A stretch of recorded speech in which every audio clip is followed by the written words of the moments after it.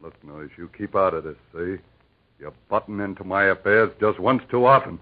It's going to be your neck this time.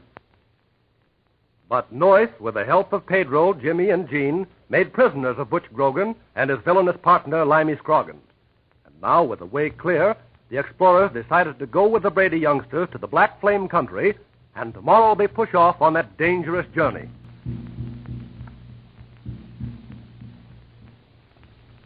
It is evening.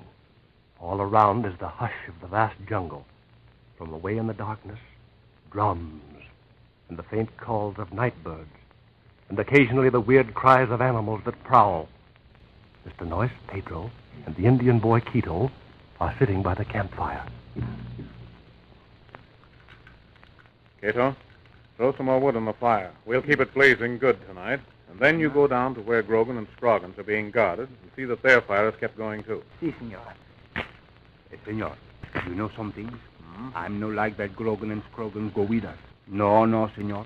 We are have plenty more things happen to us if they go with us, I think. Yes, but not half so much as what might happen if we turn them loose. No, it took us a long time to capture them, Pedro. And we maybe not never capture them if the Senor Jim and the Senorita, they do not do it for us, eh? Yes, indeed. For two, shall we say, greenhorns, newcomers into the jungle, they certainly learned quickly. I say, they feel right at home here, Pedro. Look over there. Jimmy in his hammock, sound asleep. Si, senor. The Senorita, look, in the little tent. No light no more. She has retired, too. It was the one most very hard day for them, Senor Noyes. Yes, for all of us, Pedro. But while they sleep, I think it best that we keep watch tonight. We're in strange country. Oh, so. You know, I think so, too. I am, what you say, full of the jitteries. I cannot tell why, but it is the jitters what I have much of this night. Someone coming. That you, Cato? Si, Senor Noyes. It is me, Quito. Well, how is everything at the other fire? The prisoners being well cared for? Si, senor. They are very good tied up by the hands and the feet. And one of my people is stand near to watch they do not get untied and run away. Well, okay, Cato.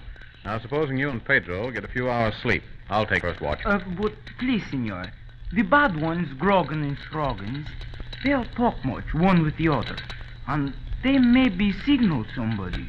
Say, I wonder what's going on here.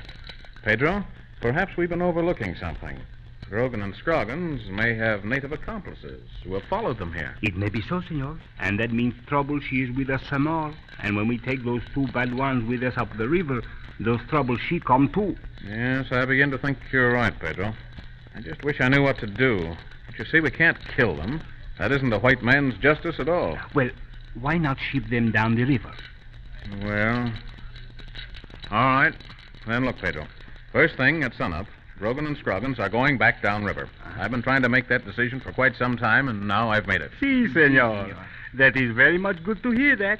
And Pedro, she is the one maybe perhaps what takes them down the river, eh? No, Pedro. No, I have other plans for you. Cato. Si, senor. That will be your job. Now, it's up to you to see that Grogan and Scroggins are sent back down to Morton's trading post. Si. Now, I'll send word to Morton just what to do with them. But now, Pedro, Si. while I'm giving Quito his instructions, here's what you might do. Si, senor, and I'm do it too. All right. Now, you just slip down quietly to the other fire. Keep well hidden, and keep your ears open, and see if you can find out what Grogan is up to. Si. See if you can discover just who or what he was signaling to. And I am go now, senor. Now, careful now, Pedro. It may be dangerous.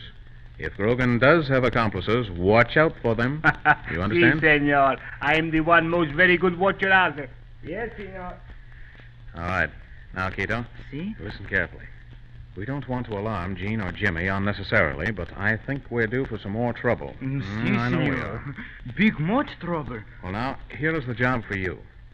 At daybreak tomorrow, take 2 dugouts. Si? 3 of your people in each dugout. We'll load Grogan into one canoe and Scroggins into the other. Oh, they will be prisoners? They will be tied up by the hands and the feet? Yes, they will, and you'll see that they keep tied. You understand? Oh, si, senor. I'm like that. Thank you. Oh, I'm like that job very much. Yes, I kind of thought you would. Senor, if those 2 bad ones, if they make too much trouble for me, please, senor, may Quito push them in deep water of the river, please? Now, Quito, just in case you have in mind some such nonsense, I'm sending Jimmy along with you. You keep your eye on Grogan and Scroggins, and Jimmy will keep his eye on you see. That should keep things as they should be. The Senor Jim, he's go with me back to the place of the Senor Morton down the river? No, you won't go all the way, just to below the lower rapids. After that, it is smooth water, no portage at all. Now, as soon as you have the canoes beyond the rapids, give instructions to your paddlers to make the rest of the trip alone, you understand? And the Senor Jim and Quito, we come back here, eh? Yes. Now, you will find a dugout hidden just above the rapids, one I left behind just in case of trouble. Now, Jimmy and you will take that canoe and hurry back here. You will find us further upstream, but we'll go slowly. Senor. And I go and tell the Senor Jim what we are doing in the morning, eh? No, let Jimmy sleep. Time enough when dawn breaks. You better go get some sleep, too. You hear that, senor? That is most bad. Yeah, it's a drum of some sort, away to the west of us. On this side of the river, though. That was the voice of the singing drum, senor. My father, he hear that sometime.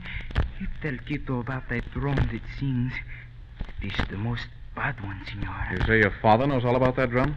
What is the singing drum? Your father ever see it? No, senor. He did not see it, but he hear it.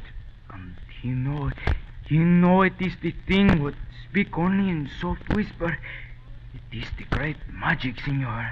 All right, Cato. What great magic? My father, he said to me, the drum that sings, it is the drum of strange people of the deep jungle. The people of the no heads. No heads? Oh, that's nonsense, Cato. But it is so, senor. Oh, here, Pedro, he's come. Maybe he heard the singing drum, eh? Senor Noyes. Yeah? We have to get away from him most quick, I think. Someone was here watch, like I say. So they did have an accomplice, eh? A native, Pedro? Did you see him? You see, senor, I see him 2 times. But I'm not like what I see. I maybe have maybe the fever, huh? Maybe I'm not going to be so well.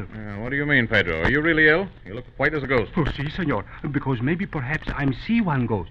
Senor, I'm just see something which I'm not believe. See, senor, I'm see it with those 2 eyes, but I'm not believe what I see.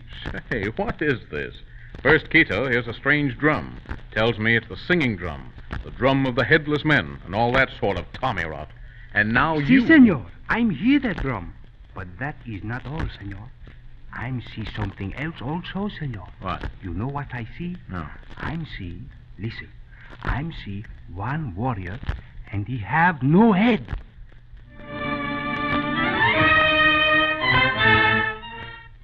Say, this is bad magic. And you can't make Pedro believe it's Tommy rot. When Pedro sees something like he just saw, he forms his own opinions. Moreover, Quito recognized that singing drum. You heard what he had to say. What is to be the outcome of this fateful night? What were the words of that singing drum song? Why was it singing? What new tale has the jungle night to tell? Next time you tune in on the Black Flame of the Amazon, you'll find surprises awaiting you.